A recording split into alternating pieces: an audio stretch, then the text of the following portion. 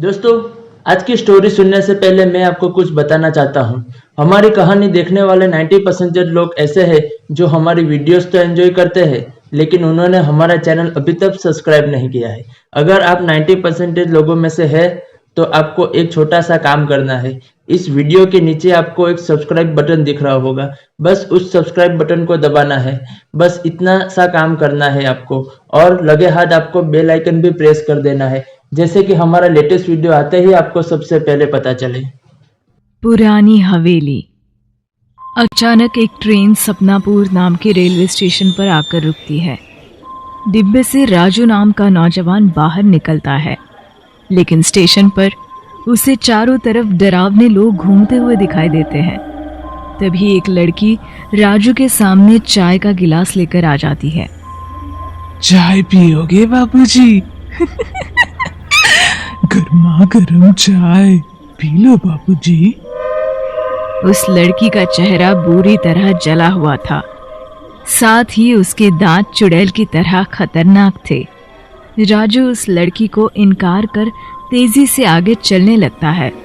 तभी एक कुबड़ा आदमी राजू का रास्ता रोक लेता है। बाबूजी, आप मेरी पीठ पर बैठ जाओ, मैं आपको आपकी मंजिल तक पहुंचा दूंगा।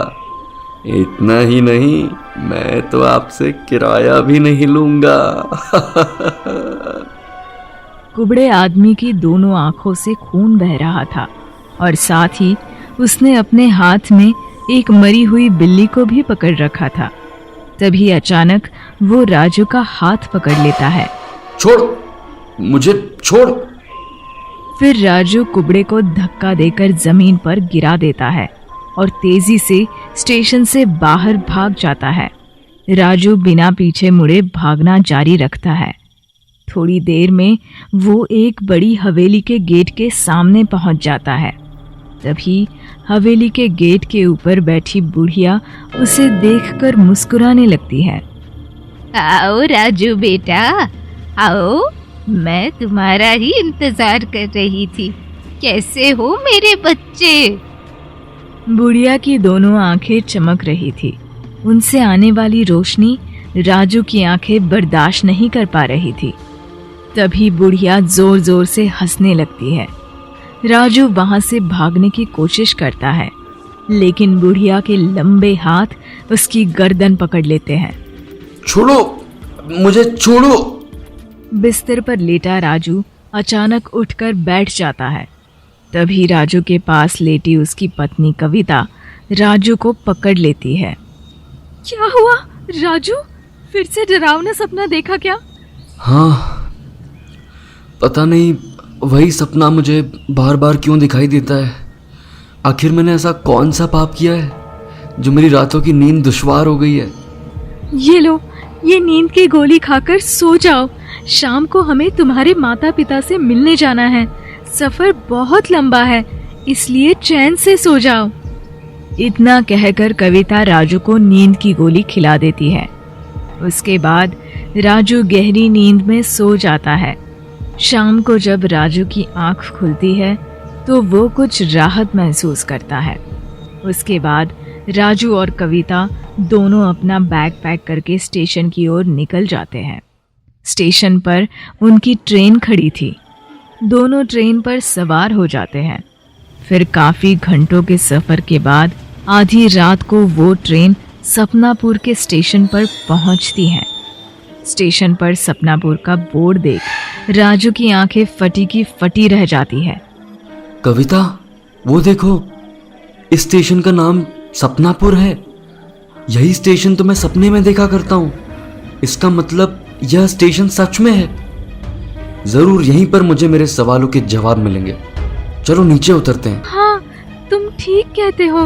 रोज रोज घुट घुट के मरने से अच्छा है आज सच्चाई जान ही लेते हैं। उसके बाद वो दोनों अपना सामान लेकर स्टेशन पर उतर जाते हैं। राजू नजर घुमाकर देखता है।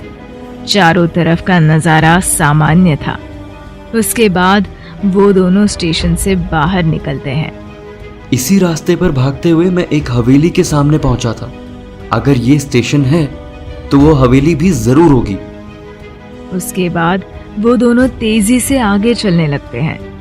थोड़ी देर के बाद वे दोनों एक बड़ी हवेली के गेट के सामने पहुंच जाते हैं। मुझे अपनी आंखों पर यकीन नहीं हो रहा। यह तो वही मेरे सपने वाली हवेली है। आ गए राजू बेटा, तुमने आने में बहुत देर कर दी। मैं कितने सालों से तुम्हारा इंतजार कर रही हूँ। बुढ़िया के रोने की आवाज सुनकर राजू और कविता दोनों चौंक जाते हैं, लेकिन उन्हें अपने सामने कोई दिखाई नहीं देता। तभी दीवार के पीछे से एक बुढ़िया लाठी के सहारे चलते हुए उन दोनों के पास आती है। बुढ़िया राजू के पास आकर उसके चेहरे को अपने हाथों से पकड़ लेती है और उसके माथे को चूमने लगती है। आप कौन हो और आप मुझे कैसे जानती हो? तभी वहां हवेली का चौकीदार आ जाता है। अरे राजू बाबू, यह आपकी दादी है, कई सालों से आपका इंतजार कर रही है। लेकिन मम्मी डैडी ने तो कहा था कि दादी बिना बताए कहीं चली गई है। काफी खोजबीन के बाद भी दादी का कुछ पता नहीं चला। हकीकत कुछ और है बेटा, हवेली में अंदर चलो, तुम्हें सब पता चल जाएगा। उसके बाद राजू और कविता हवेली के अंदर चले जाते हैं। फिर बुढ़िया रसोई घर में जाकर उन दोनों के लिए खाना लेकर आती है और दोनों को अपने हाथों से खाना खिलाती है। देखते ही देखते सवेरा हो जाता है। सवेरा हो गया बेटा, अब मुझे जाना होगा। मैं शाम को फिर वापस आऊंगी। लेकिन दादी, आप कहाँ जा रही हो? मेरे पास रहो ना। बेटा, कई सालों से मैं रोज सुबह से शाम तक मंदिर में भगवान का जाप करती हूँ। मैं अपना ये नियम नहीं छोड़ सकती। अच्छा, मैं जा रही हूँ, शाम को मिलूंगी। उसके बाद बुढ़िया वहां से चली जाती है। थोड़ी देर के बाद कविता हवेली के बरामदे में आकर चौकीदार को आवाज लगाने लगती है, लेकिन वो भी कहीं दिखाई नहीं देता। राजू, चौकीदार काका कहाँ चले गए?